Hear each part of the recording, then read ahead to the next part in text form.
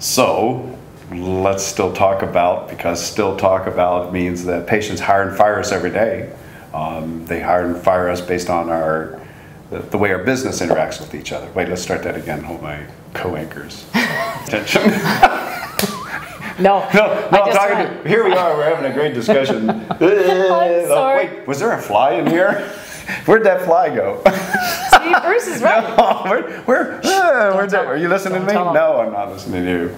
Okay, thoughtful decisions, I got distracted. I'm okay, I'm good. And just like I said, discipline over distraction. That was funny. So everybody's in chiropractic. Every chiropractic ad says marketing. And marketing really is, as Phil Wexler said, I is at least credited with, saying that marketing is an attitude. It's also, that's a one-up, that it's a behavior. It's a way everybody interacts in your business and your systems interact with the patient. So we're going to move into EQ, this thing called self-regulation, which was kind of from that discipline over distraction. Mm-hmm. So self-awareness, we talked about, basically it's taking your temperature. Am I heated up? Am I cold? What is my temperature? And then self-regulation would be, can I take charge of that temperature? Can I change the temperature if I get upset by something, you know, whether it's, or fearful of something? Am I able to take that temperature and put it into a position so I'm not affecting that patient's ability to have some fun in my office and a good experience, and someone listen to them. So what do you, tell me what your thoughts on self-regulation, because that's the next hierarchy.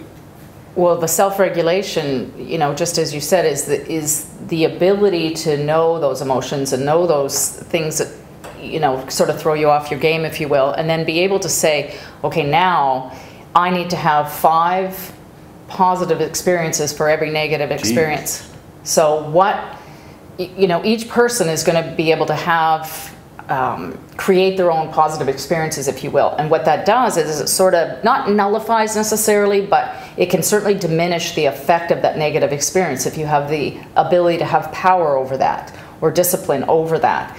So that awareness is so key. And then when I want to regulate, I might need to go in my office and look at a quote that I have on the wall, or look at a picture. You know, I have a picture of my daughter. I have 2 quotes that are really, really powerful, and one is about fear.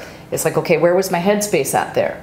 And so we're talking, so you, as you were talking, I was thinking about the tweener time. That's the time in between the tweener time, in between flows of patients. Mm-hmm. There could be that space where all the negative self-talk might be coming in. It's like, oh my gosh, I'm slow, my business is going to go. Or where you contemplate the things that were the negative experience, because they estimate there's around, in a day, 20,000 moments, and a moment's defined as an emotional bump. It's just like that EEG or EKG, mm-hmm. that 20,000 of those is occurring.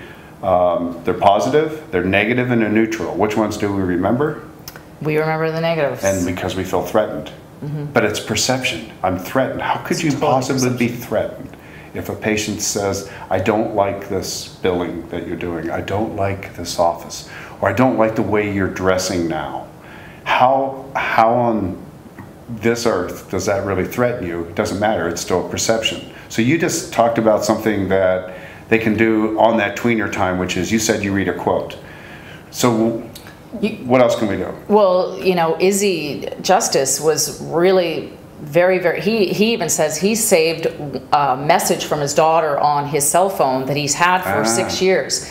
So it really just depends on you as an individual. What can you do that will, you know, change your mood or elevate your mood at least? You know, what's something that's, you know, maybe you need to go write a list of things you're grateful for, or and really, really focus on those elements of your life. So that's what we can do in the moment. We can have a little, I don't know, a little stack of either quotes or a picture. I know before I understood, I knew about emotional intelligence, but we didn't have all of these ideas. Mm-hmm. So I knew in my office, I put together, and Kathy and I would take different paintings, whether it was a Van Gogh or something where we just visited a museum or whatever, I could look up when a patient hit something in me that I could feel it was right, and how would I get my emotional temperature? Do I need 5 great events to change that one negative, it might not work today because every patient's in a bad mood. Maybe the economy's bad. Maybe they just were watching something on TV and the whole culture that comes in that day is all rattled. I won't probably get a 5-to-1 ratio from my peeps coming in. It's like, oh, that's the best I've ever felt. So I've got to kind of generate my own trump cards that would give me 5. So I could look at maybe a symbol of how the discipline's like, I remember that time. I could look there and that would disseminate, or take that cloudy glass. It's kind of like a cloudy glass when you're emotional. You're looking through a lens kind of that is distorted, and many of the times that lens is going to cause you to do short-term things, say things without thinking, and that's the ability of self-regulation, to understand, change your temperature, and to think before you act. So take the cloudy to go to the clear. And you can do that. It doesn't take 5-to-1, but maybe also on the outside have strategies that assure that during the day you'll have that met. So running, exercise, yoga, meditation, prayer, reading quotations, and a whole list of other things. Well, those are all the enablers that will allow you to have less of an effect, as we were talking about earlier, for the in the self-regulation. When you have that negative experience, what is the one, what are the 1 or 2 things? If all of a sudden I can set my temperature, a little bit, a little bit more neutral. I go for a run. I'm like, oh yeah, throw stuff at me. I don't care. I'm in a great space. So I'm going to be able to handle more. You got to hit the floor. You got to hit the floor prepared. You have to have that bank account already there. And if yoga doesn't work, if downward dog or upward dog, do lateral dog. I don't really care. We'll talk to you later.